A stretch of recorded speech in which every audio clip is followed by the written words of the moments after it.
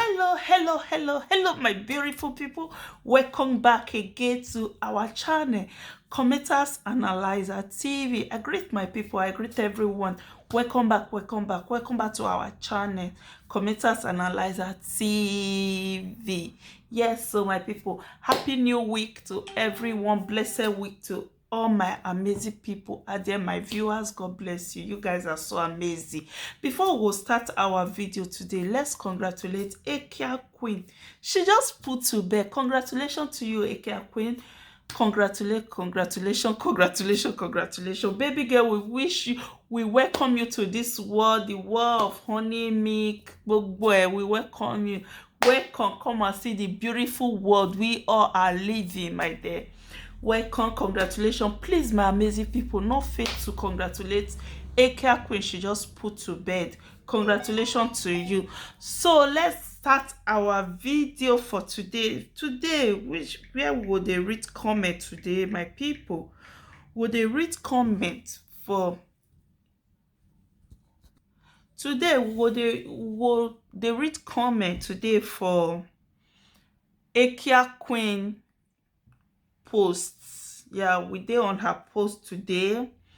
This post, she posted it yesterday. Yeah, she posted the video yesterday. She dropped the post yesterday where she say she said, now my name and Kate's Lady Kate ODN name they give her view.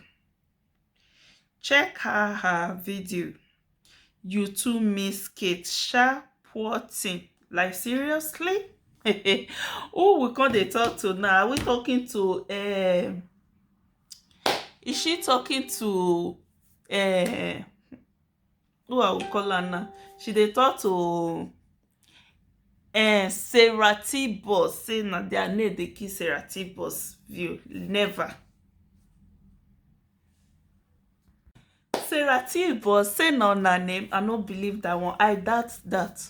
Because before you and Sarah T Boss, before now with Sarah T Boss get issue, Sarah T Boss they hold people for line like 11K. She don't get 11K. They watch her. They live. They watch her. So why you can't say now na name, my beautiful sister? Now na name they give her view. No, we not agree for that. Me, I not agree. I don't know what think people go think. For me, I not agree. Say nah. When Sarah T Boss call EKIA Queen name or Kate's name, now she take they give you. Never. Sarah T Boss don't they get her view before una issue. So I don't see any reason, any way when you will come and say now una name they give Sarah T Boss view. Nay. We not agree for that. So my people, let's take comment to una know na, so una know say we dey very good for comment section. We love to go through comment section. This our video, our channel is all about comment section. We go through comment section. Before we go through the comment section, we'll first tell now waiting the video they talk about, as in the title of anything, because before people come they comment, they need to drop something. Our people will come comment. So we need to tell now. So now waiting I read Nana say. She say now their name, her name and Kate's name. Now she not call anybody. She say now they give her view. But we as the viewers, yeah, as the viewers, as the followers, we know who she they talk to. Say maybe she they talk to Kate. Maybe she they talk to Sarah T Boss. As for Sarah T Boss, no be una name they give Sarah T Boss view.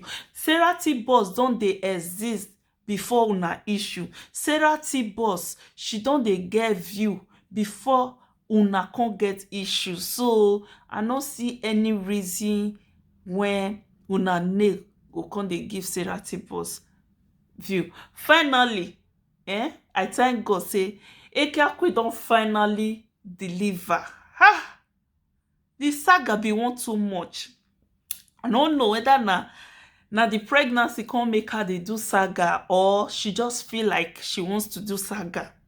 It be want too much. Anyway, as she put to bed today, I think it was yesterday Sunday, we go see when that saga go still regard or she go calm down. Glory to be to God. Glory be to God to say she don put to bed. Everybody is happy. Even some people may not come out to congratulate her, but they are happy. Nobody, even though na dey quarrel, nobody dey wish anybody evil when it comes to baby. When you are a mother, even you never born, you don't wish anybody evil. I know everybody is happy for her. I trust Sarah. I wish Sarah dey in good time with her. Sarah for don carry champagne come out. So now because they not dey in good time. So we are all happy. Say finally, Izzy Ogbede don put to bed. We all are happy for her. We congratulate her. Congratulations to you one more time. Congratulations to you. But this one we dey talk now. You know fit say na una name na dey give Sarah T-Boss view. You and Kate. Una name no dey give Sarah T-Boss view. Sarah T-Boss don dey get view before una issue, so I no see any reason wey go come make issue one I get yesterday na come dey give Sarah T-Boss view. Okay, let's go to the comment, my amazing people. As una know na comment section, the one wey will not sabi read to go post am for na for them una read am by herself. Imagine school according to according to my friend say Imagine school. I no go school. So our first comment what we dey take today say wahala no dey finish for life, my people. Wahala no dey finish o. Wahala no dey finish for life. Everywhere na gbes. Everywhere na war. So our next comment can say, I be dey like you well. Only your smile dey kill me. Even true I am a woman. Before you no dey reason anything. You just dey do your thing and always happy. But now all your video and post na saga. Oh, I just dey wonder how e take reach this stage.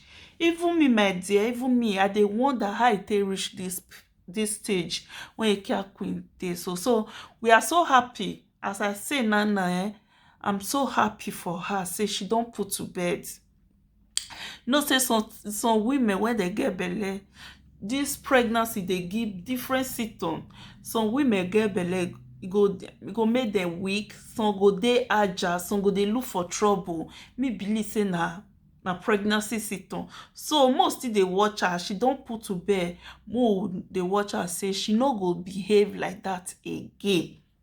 She go back to her normal EKIA video when we dey watch, when we dey enjoy. Like me, I dey enjoy. Then I was enjoying her video. Not be now when come dey chook mouth for who not talk to her.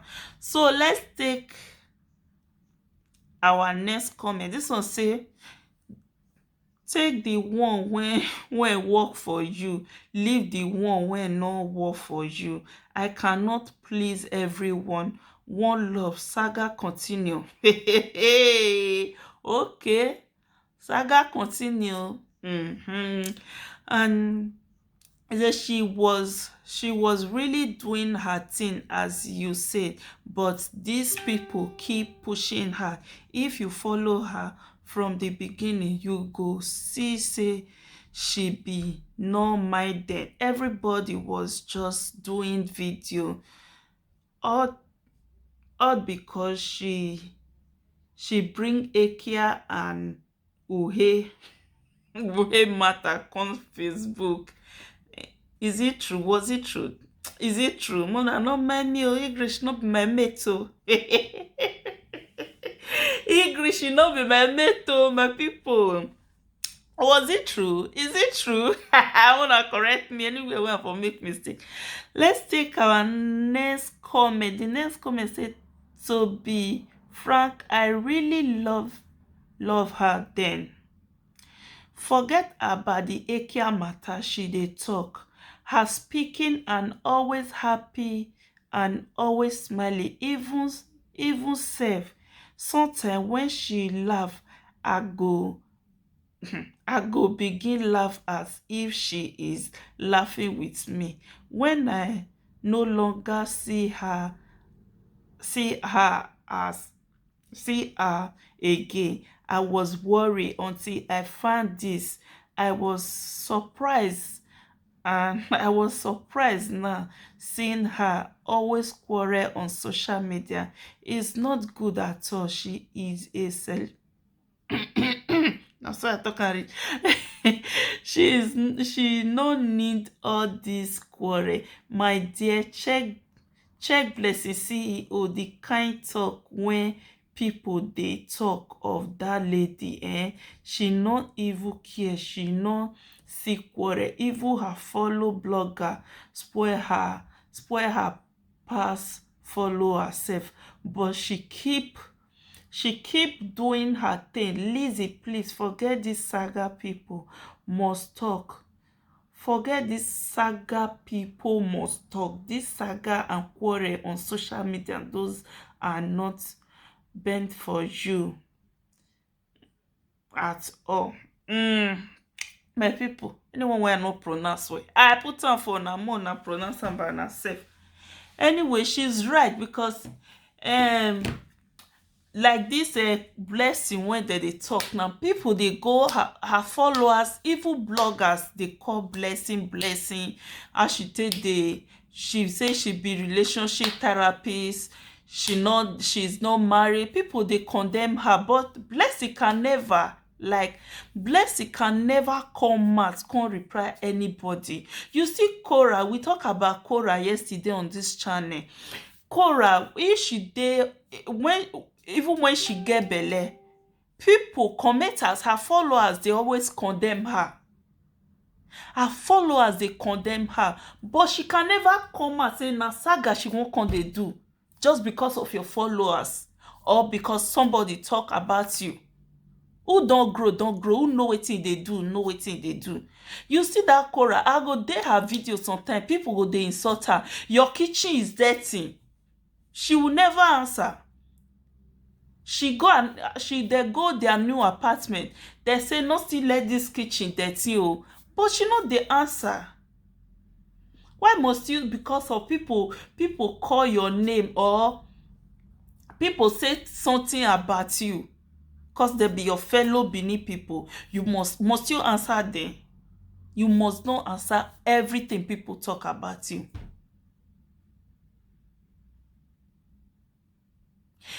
Even when Cora new deliver that day, her husband dey online, that is live video on Facebook that day. Somebody still come and say, you think people like you? They don't like you. They are only here because you are married to a white man. Somebody still come out write something like that. That is hater. You must not do something because people not like you, or everybody must not like you. Everybody must not like you. Some go like you, some go hate you. Because people can't hate you, you'll say you won't follow them. They do casino. According to Italy, they fight. No, you must not fight because they don't like you. Everybody must not like you. Some go like you, some go hate you.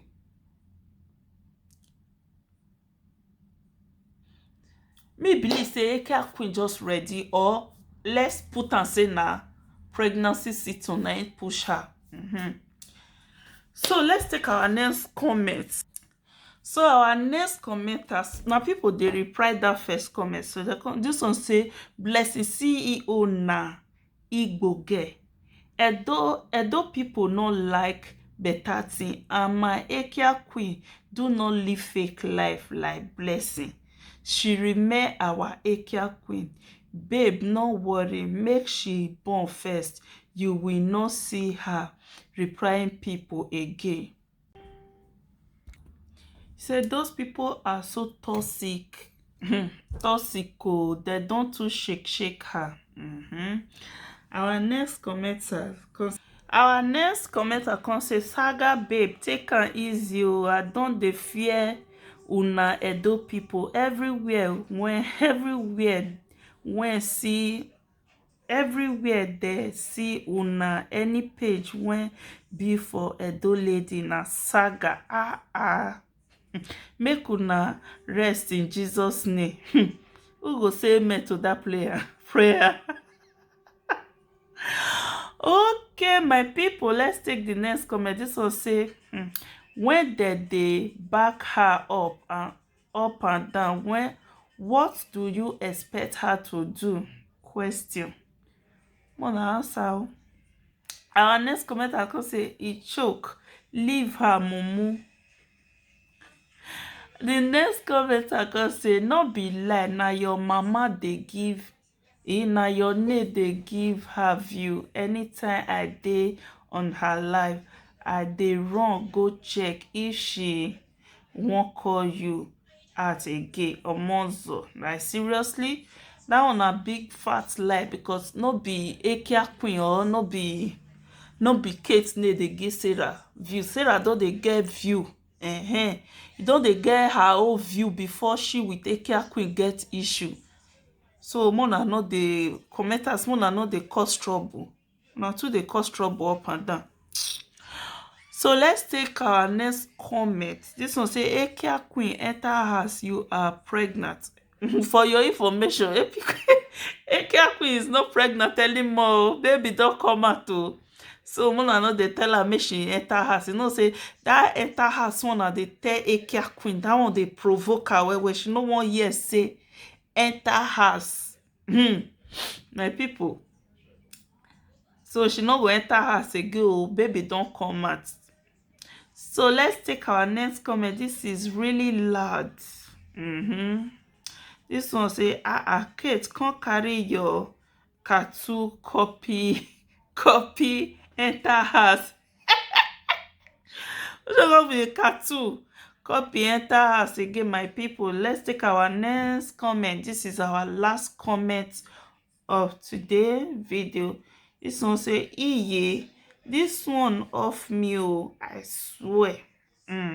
My wonderful people, God bless you for watching. Please, my amazing people, not fail to, if you know say you just dey see this channel, this video, you just dey waka pass, you can say may you click this video, may you see wetin this woman dey talk. Please not fail to subscribe. If you know say you never subscribe to this channel, not fail to subscribe. Subscription is free. They no dey collect money for your phone as you dey subscribe. Support your girl, support somebody's mom, support somebody's sugar mommy, support her to grow this channel, my amazing people. God bless you, my amazing people, for una support, una wonderful support. God bless you all. I really appreciate una. Now una make us still dey here. Now una make this channel still dey here. God bless una.